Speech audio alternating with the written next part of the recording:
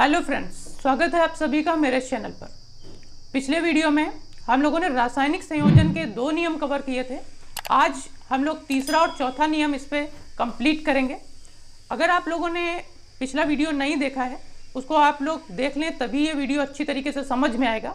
इसका लिंक मैं डिस्क्रिप्शन में दे दूंगा, ये तो आप लोग आई कार्ड पर क्लिक करके देख सकते हैं। तो शुरू करते हैं तीसरा नियम।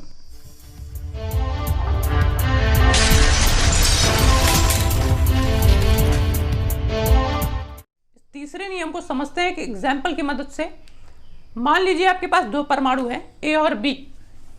ये ए है और ये बी है। जैसा कि नियम में दिया गया है, इस नियम के अनुसार जब 2 तत्व, एक तत्व ए और दूसरा तत्व बी, ए की जगह पे मान लीजिए हम ले लेते हैं हाइड्रोजन, बी की जगह ले लेते हैं ऑक्सीजन। उसके आगे ए तथा बी संयोजित होकर यानी आपस में जुड़कर एक या एक से अधिक यौगिक बनाते हैं। मान लीजिए ये आपस में जुड़ जाते हैं और एक यौगिक बनाते हैं H2O यानी जल, और दूसरा यौगिक बनाते हैं H2O2 यानी हाइड्रोजन परऑक्साइड। तो B के भार जो A के निश्चित भारों से जुड़ते हैं, पूर्णांक के अनुपात में होते हैं। A और B मिलकर 2 यौगिक बनाते हैं। एक बनाते हैं H2O और दूसरा है H2O2 यानी हाइड्रोजन परऑक्साइड। सिर्फ यहाँ पर इतनी बात है कि हाइड्रोजन की जो संख्या है वो दोनों में बराबर है। इसमें भी H2 है और इसमें भी H2 है। इसमें ऑक्सीजन में अंतर है कि ऑक्सीजन की मात्रा 1 है और यहाँ पर ऑक्सीजन की मात्रा 2 है। अब अगर हम इसी चीज को देखें कि इनका अनुपात द्रव्यमान के अनुसार क्या होगा, तो द्रव्यमान के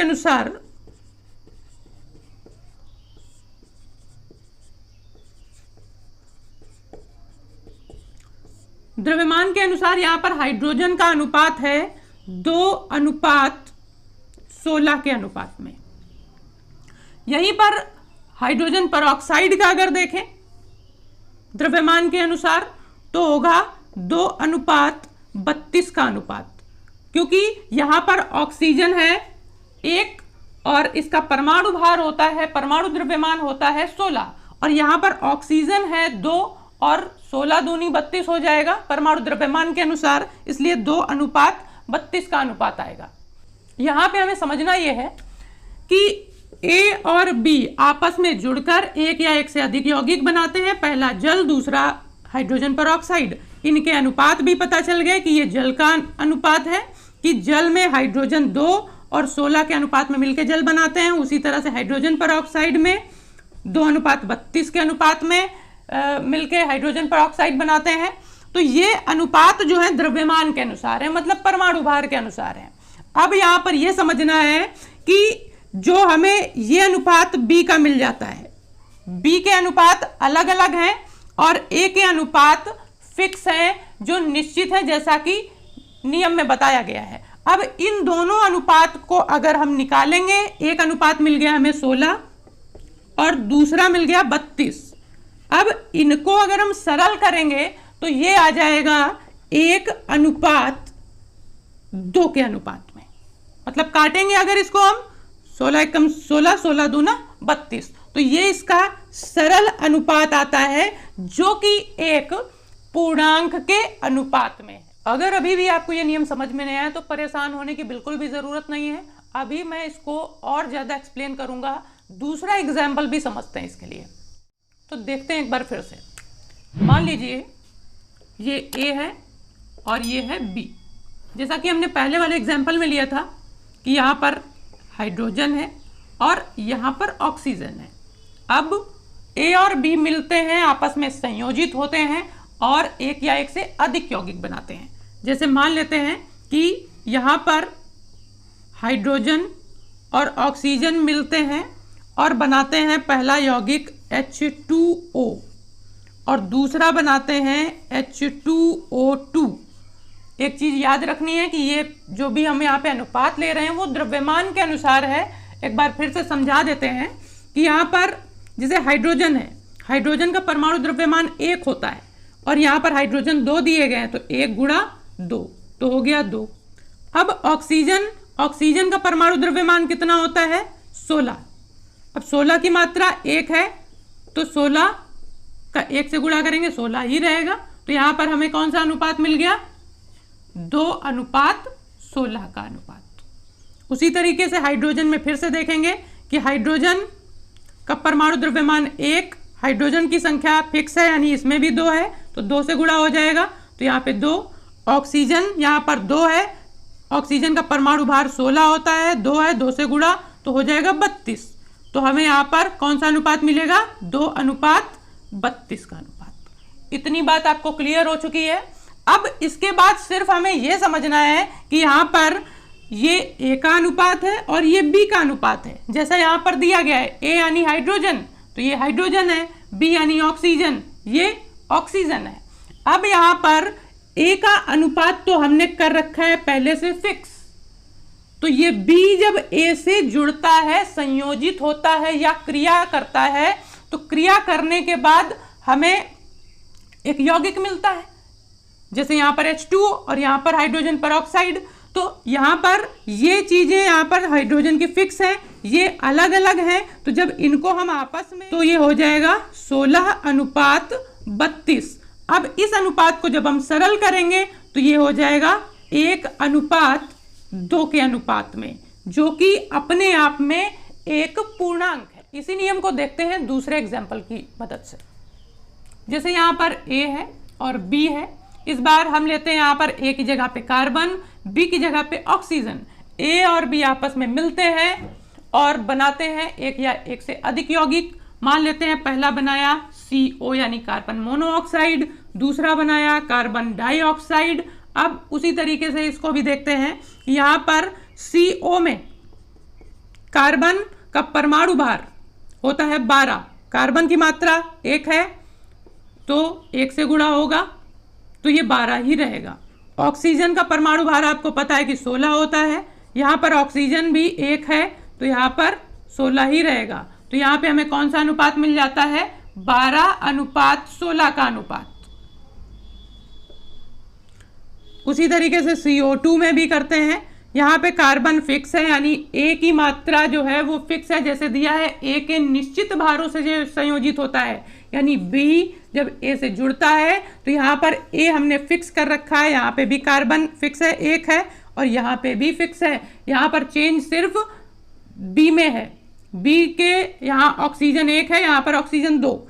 तो देखते हैं कार्बन 12 × 1 बराबर 12 ही रहेगा। ऑक्सीजन यहाँ पर 1 ज़्यादा है, ए की तुलना में 2 है, 2 से गुणा होगा तो आएगा 32। तो यहाँ पर हमें जो अनुपात मिलेगा 12:32 का अनुपात मिल जाएगा। तो यहाँ काम ये होगा कि ए तो यहाँ पर फिक्स है, हमें यहाँ पर 16 और 32 को लेना है। तो 16:32 जब हम इसको सरल करेंगे तो ये आ जाएगा 16 × 16 और 16 दूना 32। तो 1:2 का अनुपात जो अपने आप में एक पूर्णांक है। उम्मीद है कि ये वाला नियम आप लोगों को अच्छी तरीके से समझ में आ गया होगा। अब चलते हैं चौथे नियम। तो शुरू करते हैं चौथा नियम। ये नियम थोड़ा सा टफ है, इस पे ज़्यादा फोकस करना है। तो शुरू करते हैं एक एग्जाम्पल की मदद से इसको समझते हैं। मान लेते हैं यहाँ पर कोई एक पदार्थ A है और दूसरा पदार्थ B है और तीसरा पदार्थ है C। अब यहाँ पर A की जगह पे हम एक पदार्थ मान लेते हैं हाइड्रोजन, C की जगह हम मान लेते हैं कार्बन और B की जगह मान लेते हैं ऑक्सीजन। तो जब कार्बन हाइड्रोजन से जुड़ के एक यौगिक बनाएगा तो CH4 बना सकता है। अब ऑक्सीजन कार्बन से जब जुड़ेगा तो क्या बना सकता है? CO बना सकता है, CO2। तो मान लेते हैं यहाँ पर CO2 बनाया है। इतनी बात एकदम क्लियर हो चुकी है आपको कि यहाँ पर 3 पदार्थ हैं A, B और C। A की जगह पे हाइड्रोजन ले लिया, B की जगह ऑक्सीजन ले लिया, C की जगह कार्बन ले लिया। तो कार्बन और हाइड्रोजन आपस में जुड़ के एक यौगिक बनाते हैं CH4 और ऑक्सीजन और कार्बन आपस में मिलके बनाते हैं CO2। अब इनके अनुपात निकाल लेते हैं, मतलब हाइड्रोजन और कार्बन का अनुपात निकाल लेते हैं कि किस अनुपात में मिलकर CH4 बनाता है, ऑक्सीजन और कार्बन किस अनुपात में मिलकर CO2 बनाता है। तो जैसा कि इसमें दिया गया है, सबसे पहले देखते हैं CH4 और दूसरा हमारा है CO2। तो CH4 में आपको पता है कार्बन का परमाणु भार होता है 12, कार्बन की संख्या 1 है इसलिए 1 से गुणा होगा यानी उतना ही रहेगा। इसके बाद हाइड्रोजन की संख्या 4 है तो हाइड्रोजन का परमाणु भार 1 होता है और 4 से गुणा करेंगे तो ये 4 हो जाएगा। तो हमें क्या अनुपात मिल जाएगा? 12:4 का अनुपात। इसी तरीके से फिर से यही करेंगे, 12 गुणा 1 12 ही रहेगा। ऑक्सीजन 16 होता है परमाणु भार, ऑक्सीजन की संख्या 2 तो 2 से गुणा तो 16 दूना 32। तो हमें कौन सा अनुपात मिला? 12:32 का अनुपात। अब यहाँ पर हमारे पास दोनों के अनुपात एकदम क्लियरली मिल जाते हैं। अब इन अनुपात को हम एक सरल अनुपात में बदल सकते हैं। अब यहाँ पे करना ये है कि एक अनुपात हमें यहाँ पर मिल गया 4 और दूसरा मिल गया 32। अब यहाँ पर कार्बन की संख्या यहाँ पर बराबर है तो हमें ये वाला अनुपात और ये वाला अनुपात इनको सरल अनुपात में बदलना है। हमें 4:32 के अनुपात को अगर हम सरल अनुपात में बदलेंगे तो आ जाएगा 1:8 का अनुपात। 4 × 4 और 4 × 8 32।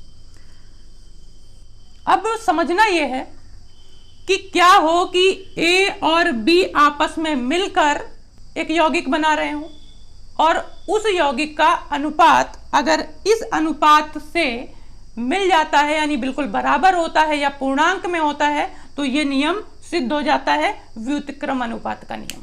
तो देखते हैं यहाँ पर कि हाइड्रोजन कार्बन यानी CH4 और CO2 यहाँ पर दो यौगिक जो हमें मिले थे इनके अनुपात को हमने निकाला और इन दोनों अनुपात का सरल अनुपात 1:8 बनाया। अब A और B मिल जाएं यानी हाइड्रोजन और ऑक्सीजन मिल जाएं तो हाइड्रोजन और ऑक्सीजन मिलके H2O मान लेते हैं, एक तीसरा यौगिक बना लेते हैं।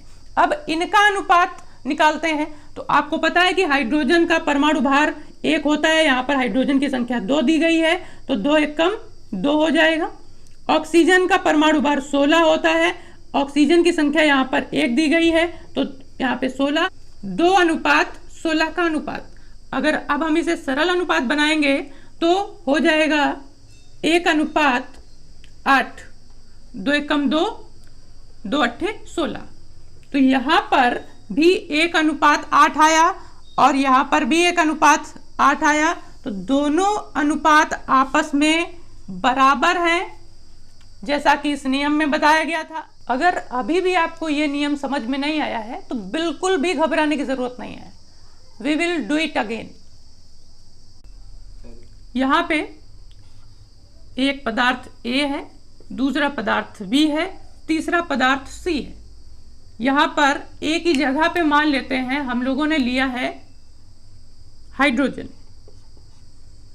C की जगह हमने लिया है कार्बन, B की जगह हमने लिया है ऑक्सीजन। तो अगर हाइड्रोजन कार्बन से मिलता है तो CH4 बना लेता है, मान लेते हैं एक यौगिक CH4 बना लिया। ऑक्सीजन कार्बन से मिलके CO या CO2 मान लेते हैं CO2 बना लेता है। अब हमें CH4 और CO2 का अनुपात निकाल लेना है। यहाँ पर CH4 का निकाल लेते हैं और यहाँ पर CO2 का निकाल लेते हैं। CH4 है और CO2 है। CH4 में सबसे पहले कार्बन का परमाणु द्रव्यमान के अनुसार तो कार्बन का परमाणु भार 12 होता है और संख्या इसकी 1 है तो 1 से गुणा यानी 12 ही रहेगा। हाइड्रोजन का परमाणु द्रव्यमान 1 होता है और 4 है तो 4 से गुणा हो जाएगा तो 4 आ जाएगा। तो हमें अनुपात मिल जाएगा 12:4 का अनुपात। ठीक है। अब CO2 में फिर से वही होगा, कार्बन 12, कार्बन फिक्स है यहाँ पर तो इसका अनुपात 12 आया। ऑक्सीजन का परमाणु भार 16 होता है, इसका 2 से गुणा होगा क्योंकि यहाँ पर ऑक्सीजन 2 है तो यहाँ पे अनुपात मिल जाएगा 12:32 का अनुपात। तो यहाँ पर अब हमारे पास दो अनुपात हैं। CH4 का अनुपात मिल गया यहाँ पर 12:4 और CO2 का 12:32। अब ये चीज नोटिस रखनी है कि यहाँ पर हमें कार्बन जो दिया गया है, कार्बन का अनुपात हमने स्थिर रखा है यहाँ पर, इसका भी 12 है और इसका भी 12 है। अब इन दोनों का अनुपात आपस में हम निकाल लेते हैं। हमें एक मिल गया 4 और एक मिल गया 32।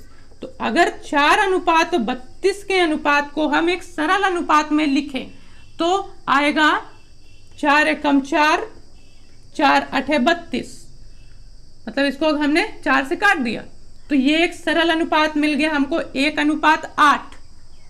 अब क्या हो कि बी ए से जुड़ के एक नया यौगिक बना ले, जैसे ऑक्सीजन हाइड्रोजन से यहाँ पे जुड़ जाता है और एक नया यौगिक बनाता है H2O। यहाँ पर बी ए से जुड़ जाता है यानी ऑक्सीजन हाइड्रोजन से जुड़ के बनाता है H2O। अब इसका निकालते हैं हम लोग अनुपात। हाइड्रोजन, आपको पता है हाइड्रोजन का परमाणु भार 1 होता है, हाइड्रोजन की संख्या 2 है तो यहाँ पे 2 आ जाएगा।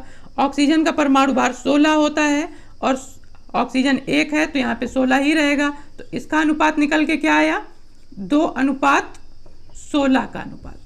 इसको सरल अनुपात में बदलेंगे तो 2 एकम 2, 2 अट्ठे 16, तो 1:8 अनुपात आ गया। मतलब यहाँ पर इन दोनों के मिलने से ये जो यौगिक बना था इसका अनुपात और बी और सी के मिलने से एक ये यौगिक बना था, इसका अनुपात CO2 का अनुपात आया था, CO2 का अनुपात था 12:32 का अनुपात। CH4 का अनुपात आया था 12:4 का अनुपात। अब हाइड्रोजन का अनुपात आया 1:8 का अनुपात।